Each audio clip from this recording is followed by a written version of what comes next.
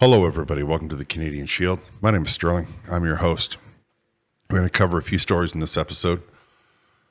Justin Trudeau, along with the Prime Ministers of New Zealand and Australia, released a joint statement calling on Israel and Hamas to come to peace terms, despite the fact that Hamas has refused to return the Israeli hostages. And on the same day that Hezbollah fires rockets at Syria and hits a soccer field full of children.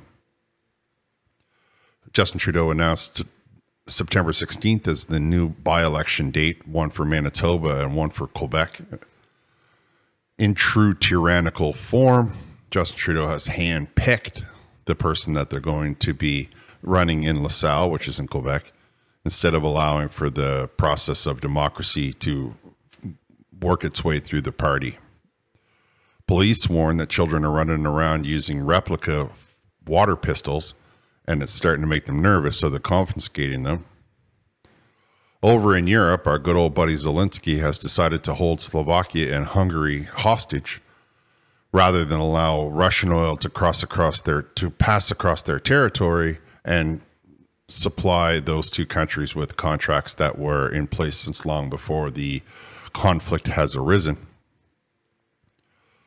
Israel, of course, vows that Hezbollah will pay for the strike on the soccer field that was filled with children. And environmentalists in Montreal have glued their hand to the roads in an effort to disrupt oil.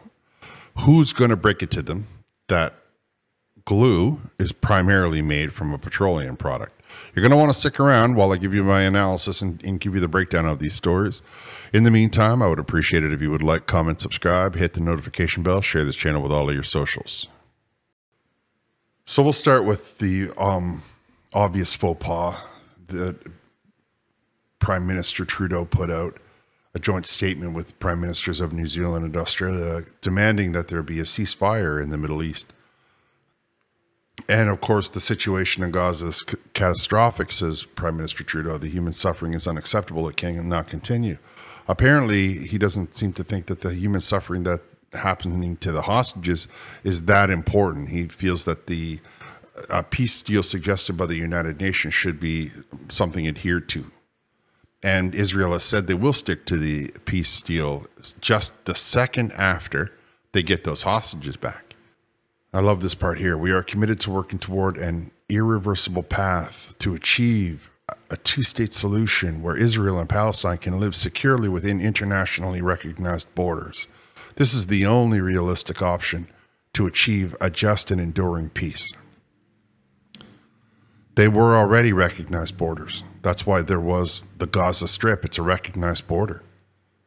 It's not that Israel didn't recognize it. The fence that the Hamas fighters came across was the border. And there's not very many countries in the Middle East that even recognize Israel. So why are we talking about recognizing Gaza?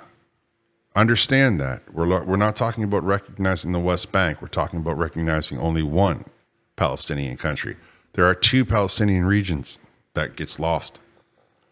And I have to ask myself, who writes these releases? Who writes them? It's, a joint statement from three people. Did they just email it all around? Did everybody get to say? Because they are completely and utterly. I mean, just pick up a single solitary history book and you will understand the absurdity of this statement.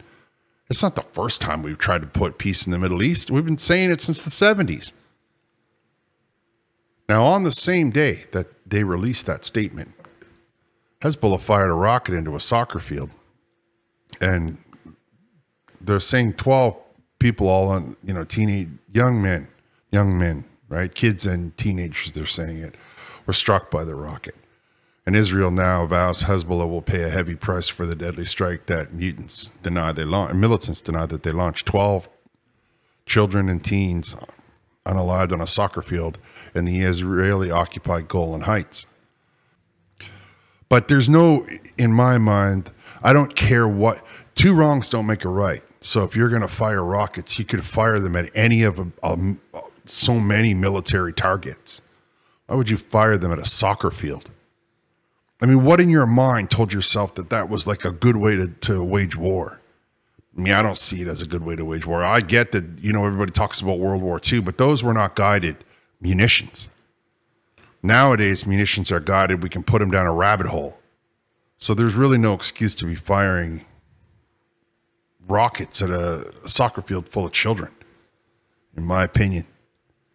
You can tell me what your opinion is down in the comments. Do you think that I'm overreacting, or do you think that it's a reasonable position to fire rockets anywhere at any time?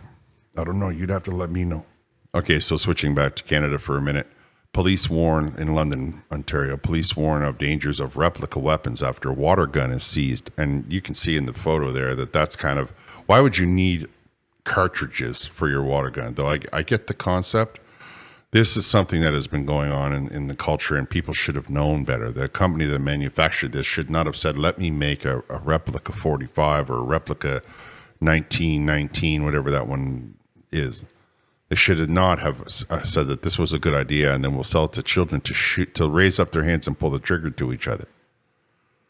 I mean, you can think of any of 100 squirt guns that don't look anything like a gun at all, but they shoot a lot of water and everybody has fun.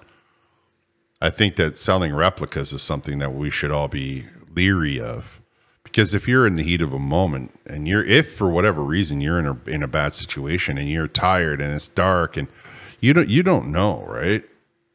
How many stories has there been of people that are, because they pilled up their cell phone, right? Officers said they found the individual and determined the firearm was a gun, but somebody had called it in. Police want to stress the dangers of possessing replica weapons, as they can be very difficult to differentiate from real firearms, the cop said on Facebook. And I think that there is so many options for water guns. I mean, you'd be better off to take a spray bottle from the dollar store and just put water in it than you would be to have one that looks like a replica.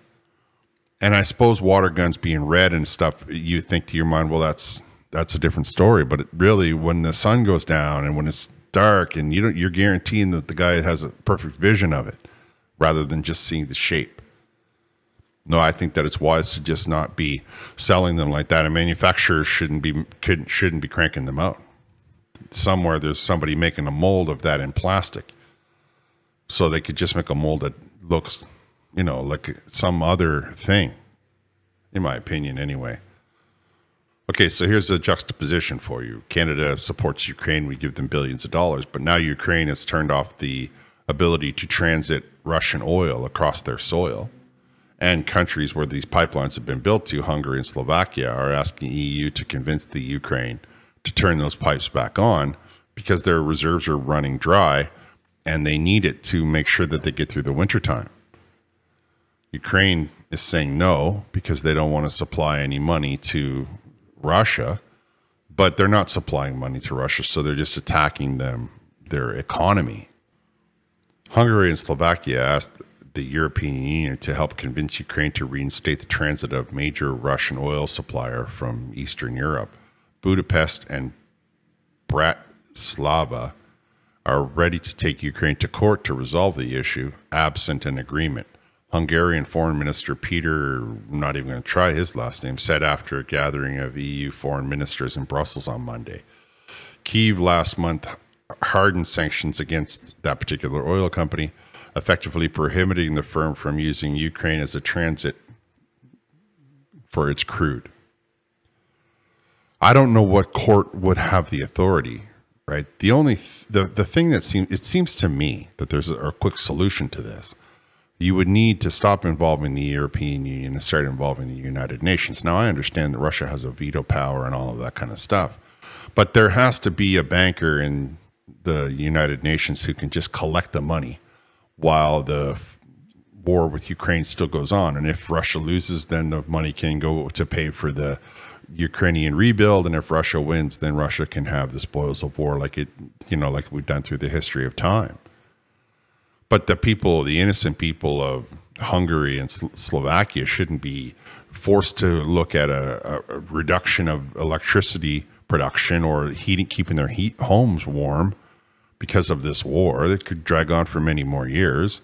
Why should the hardships of this war affect them? They're not in those countries. They're not fighting a 1,500-year-old grievance. But it's important that you and I look at this, Because what we'll see now is we will see people turn on Ukraine that are in this. So now we bring new people into the fight, right? Do we look at maybe somebody taking control of the junction point, just the junction points, to turn those pipes back on? I don't even know, but I know that Hungary has already been giving Ukraine a hard time over this from the beginning of the war. Energy is seen as a potential leverage over Hungarian Prime Minister Viktor Orban, who has been a thorn in Ukraine's side for repeatedly seeking to veto or dilute the EU sanctions against Russia over its military invasion. Hungary and Slovakia have received exemptions from EU energy sanctions. So now we see that Ukraine doesn't care what the EU is saying. They're just simply turning off the pipe and they don't care about it. So how long until, I don't know, Hungary, or let's say Hungary, sends in a special strike force and just turns the taps back on, like, you know, or whatever. Like, use your imagination to come up with some scenario where now you have more players being drawn into this fight. Okay, so coming back to Canada, Justin Trudeau has announced 2 by-elections, one in Winnipeg and one in Montreal. The one in Winnipeg was vacated by MP Blakey, and the one in Montreal was vacated by MP Lametti. Justin Trudeau handpicked who is running as the Liberal replacement in that region, which means he must have a lot of confidence that the individual he selected will be elected. Because they don't vote Bloc, that means they probably will vote Liberal. I mean, it's Quebec, and that's what they do. They vote Liberal until they get mad at the Liberals, and then they vote for the Bloc. They don't go and vote for the NDP. I mean, they did that one time, but typically, traditionally, historically, they will just vote for the Bloc instead of voting for the Liberal Party, which really should tell you the way the politics are not very different, except for one who refuses to speak English. So the fact that he vacated the democratic process of having somebody vetted and selected for that neighborhood and just said, no, this is who I'm putting forward and this is who's going to be running it, like a tyrant, like a dictator, makes me wonder if they don't already feel like they have the neighborhood locked up. And if there's a leadership challenge in the Liberal Party, Justin Trudeau will have a member on his team, you know, and locked up another vote, like he locked up 80 votes in the Senate kind of thing.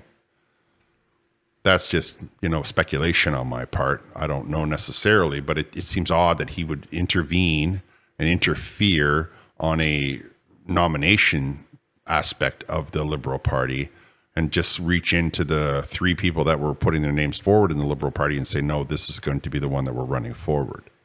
However, sticking with Montreal, just up the road from LaSalle, environmental activists target Montreal airport for the 3rd consecutive day. Now, this was written a couple of days ago on Friday. The environmental activists have caused disruption outside Montreal Trudeau International Airport for 3 consecutive days, protesting Canada's fossil fuel policy.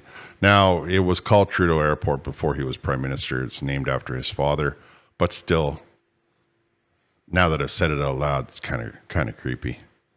It is, however, a very busy airport, and it doesn't have a lot of infrastructure. If anybody knows anything about the Quebec, the roads are always torn up in the summertime. So I mean, you can see in this image here, all of the orange cones that are in the background, those are because they're doing road work, and those orange cones are everywhere. They just are everywhere in the city of Montreal during the summertime when they start to do the road work. What I love about this picture is the ignorance that is just on display by the quote unquote far left environmentalists, who are all wearing, except for the one individual, all wearing reflective plastic, so which wouldn't be possible without oil. And they glued their hands to the asphalt, which wouldn't be possible without oil, either asphalt or glue. Now, I get that there might be some latex glues going on out there in the world, but I don't think that those ones are going to adhere to the asphalt. You sort of need that crude oil bond-to-bond kind of thing. How they get that off their hand will be interesting. They might lose a hand over it, and then I don't know why they would. Like, that seems a little bit far of a commitment for people who are dressed in everything they got on is mostly plastic. The sign they're holding is plastic. The sweaters they're wearing is plastic. the one guy's wearing, or one person anyway, is wearing a Jordanian head wrap. All of this to stop what? Airplanes from taking off? Do you really think that you're going to stop airplanes from taking off by gluing yourself to the road? I don't understand the logic there. What I really can't put my head around is how they justify doing it all wrapped in plastic. When you consider what would happen to them, they'd basically be sitting there in their cotton underwear. They should hope they're wearing cotton by the time that it was all said and done, if we removed oil from the equation. And you wonder, is it just another form of attention seeking? What progress are they going to be making by stopping traffic from moving down the road? What do they hope? Let's just say they got what they wanted and traffic backed up for 10 miles for the whole week. What did they gain? It's weird in my mind. Like, I don't know, like when they're sitting around strategy, making a plan, what do they say the goal is? What do they, come on, man. Like, we're going to sit out on the road and the whole world is going to, oil drills all over the planet are going to stop. Pipelines are going to turn off. Crude oil tankers are going to stop in the ocean. They're just going to stop. They're just going to stop driving them. They're going to leave them there. They're going to coast around all the time like it was Waterworld. I mean, I get that you might want to make change. I don't get this technique. Does that indicate that perhaps their movement doesn't have any imagination? That they don't have any knowledge or understanding of how things work? I mean, there's only 6 or 7 of them there. So is that the most they could get together on their Facebook? I don't know any of those things. I know that when you glue your hand to asphalt, you're not very smart. And I know that when you're wrapping yourself in petroleum products, demanding that petroleum products come to an end, you don't look it doesn't look like you thought your way through it. That's just my opinion on that. Now, I'm all for keeping the water clean, and like there are environmental aspects of my approach, but I think that I would rather not look like a fool doing it. You know, like I don't mind making a fool of myself, but I don't want to look like I'm an idiot. And when you are wearing plastic, demanding that oil stop, to me, you kind of look like you don't understand exactly the true impact of petroleum products. And perhaps you should start your investigative process there and then formulate an opinion. You can tell me what you think down in the comments. That's just my opinion on the matter. I want to thank y'all for listening. I'll talk to you next time.